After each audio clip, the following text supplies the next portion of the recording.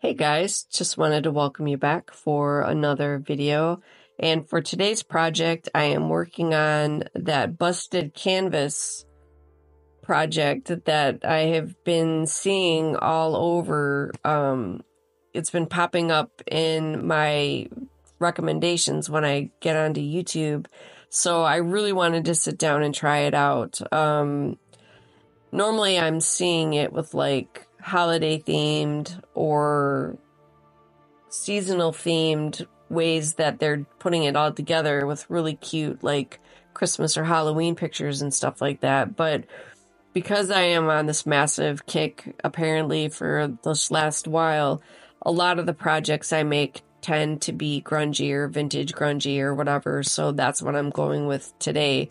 I'm going to just give a quick overview, but I do want to come back and do a little bit more of a more cohesive kind of a tutorial to share what I'm learning, because this really is so much fun, you guys. You need to add this into your crafting, even if just to sit down and have fun, because this really was an absolute riot to do this, and I'm still kind of shocked I managed to pull it off because I don't know what I'm doing.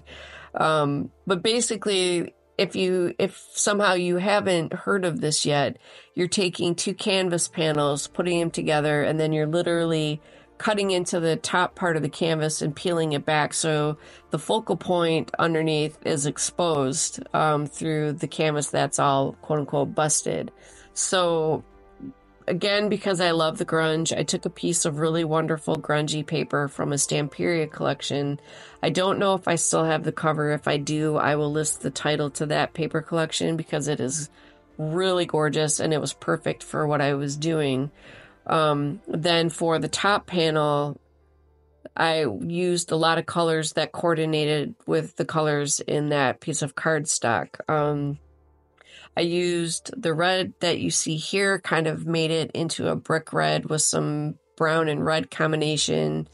Added some other stuff to kind of bring out the details because I had used a larger brick stencil with some modeling paste to put texture on the inside, but not too much at that. I didn't want it to overshadow the focal point of the lady's face on this piece of cardstock. So that was the inside. I did that first to start putting everything together in terms of the color palette. I took the white edge you see here on this wooden frame and painted black gesso in there to start pulling it all together.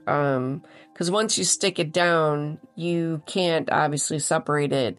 And I didn't want the white showing from the back side of that canvas panel, so I went ahead and painted it black first when I was done here with the red paint and stuff. Then on the front side, I used a really pale, pretty blue to start building up the layers. For the distress effect, I didn't have any Vaseline, but I did find an extra tube of Burt's Bees. So it's got that nice, greasy, kind of waxy substance that you need that will allow you to rub the paint off and build up, again, that distressed look. Then I just came in with different, like I used the dirty paint water to make kind of grungy looking water splotches. I used, I think, a combination of watery black gesso and that pale blue to make like a dark kind of a charcoal-y gray instead of a black. For other paint spatters, I did bring in a couple pieces of cardstock from the same collection and got them adhered. The larger piece was up in the upper left. The smaller piece of the cardstock was down in the lower right.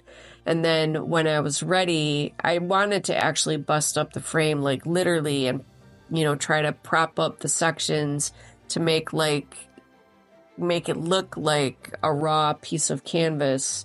But it was too sturdy and I do not have the strength to really manhandle it to get it the way that I had wanted, but it did look good in the spots where I was actually able to saw through the frame, and it also was a good way to start helping with the rips in the canvas. So again, it was a massive learning curve. I have no idea what I was doing. with this project, but it was very fun, and there's definitely information I'm going to come back and share with you when I can explain it a little bit more, coherently, I guess would be good. So I'll work that out and come back and do that up hopefully pretty quick. I'm hoping to do that within the next couple weeks. I do have a bunch of other projects that I do need to get done before I come back and do that. So hopefully I will put up a notification. A lot of times I forget I have the community tab. So I will try to put a notification up if you want to tune into the quote unquote mini tutorial specifically to let you know when it's coming. But again, like I said, I'm hit or miss on remembering that I have that tab at the moment. So in any case, this was super freaking fun. I love this. There's so many ways that you can do this. There's so many concepts that you can bring into this kind of a technique, and I will definitely be trying to explore them, and definitely with better explanation of what the heck I'm doing here. So in any case, hopefully you guys have fun. I'm going to stop babbling here. I'm going to put the rest of this to music. There will be photos if you want some more close-up images at the end, or feel free to just skip ahead to that part. That's all good. And in the meantime, you guys take care, stay safe. Thanks for hanging out, and I will see you in the next video.